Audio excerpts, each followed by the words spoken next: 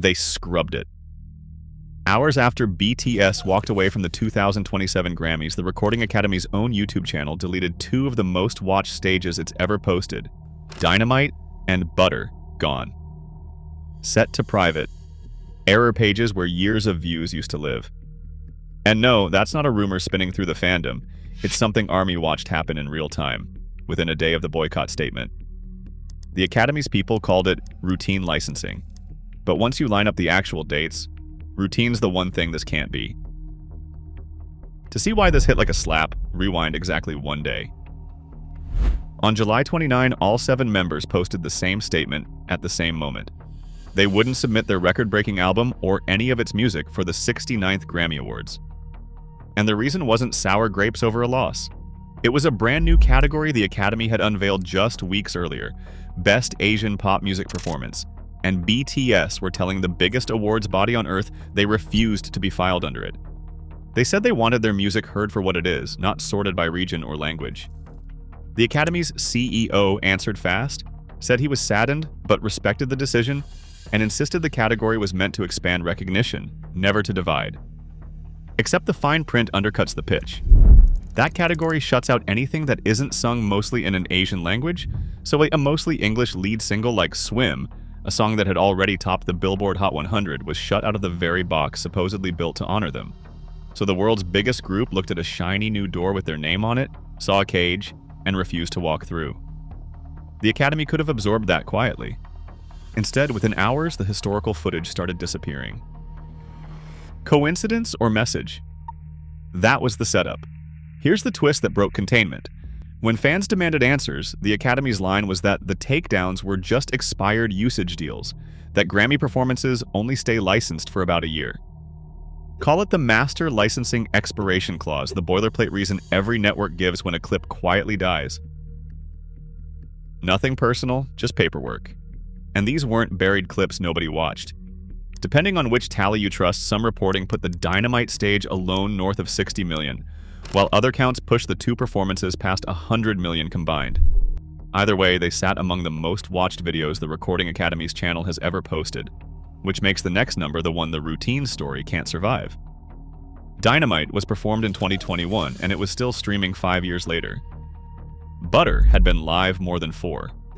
A 1-year licensing window doesn't quietly run for nearly 1,800 days and then expire in the exact 24 hours after a press release. Clips don't do that on their own. Somebody reached for the button. Now, the Academy's cleanest defense is that this wasn't only BTS, that a whole batch of old performances went private together. Fine, but sit with what that admits. A routine purge that spared these two for years, then fired the exact same week as a global boycott. Every version lands on the same nail. If the footage was worthless enough to delete, why cling to it this long first? To understand the panic behind that delete key, look at what BTS were to this institution in the first place.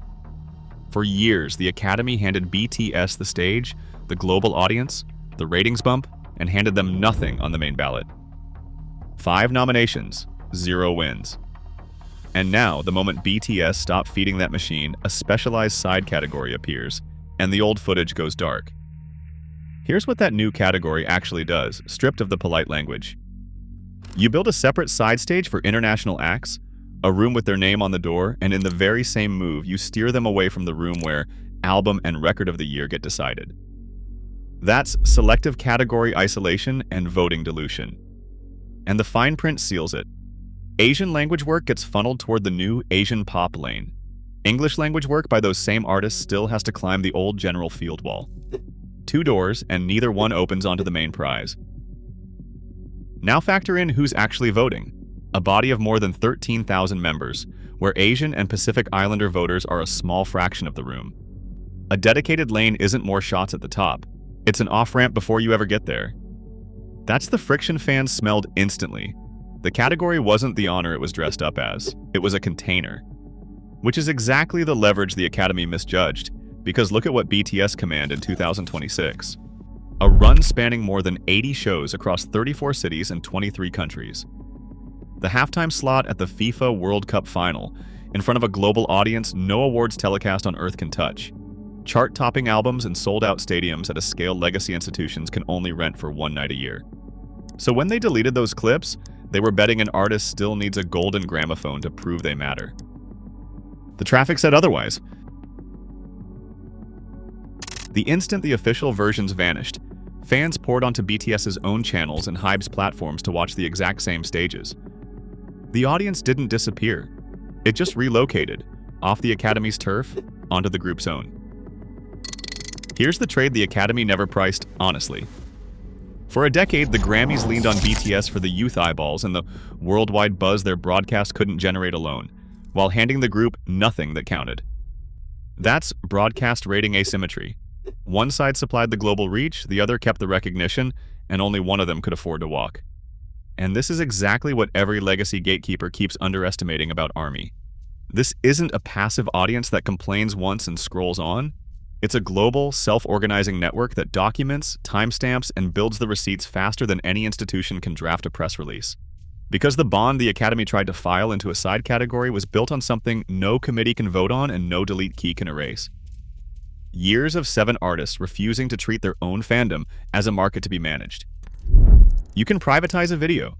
You can rename a category. You can't privatize the reason millions of people showed up in the first place. The machines can pull the footage. They'll never own the moment it captured. Deleting those performances didn't hide BTS's dominance. It advertised the Academy's fear of it. They bet an artist still needs a golden trophy to prove they matter. The balance sheet says the opposite.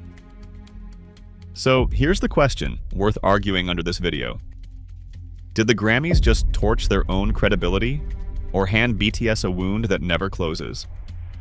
Because while legacy award shows fight to hold a shrinking broadcast audience, 7 Korean artists built a touring machine that outgrosses entire sports leagues per night, and the breakdown of how they out-earned the 2026 World Cup in daily venue economics is loading on your screen right now.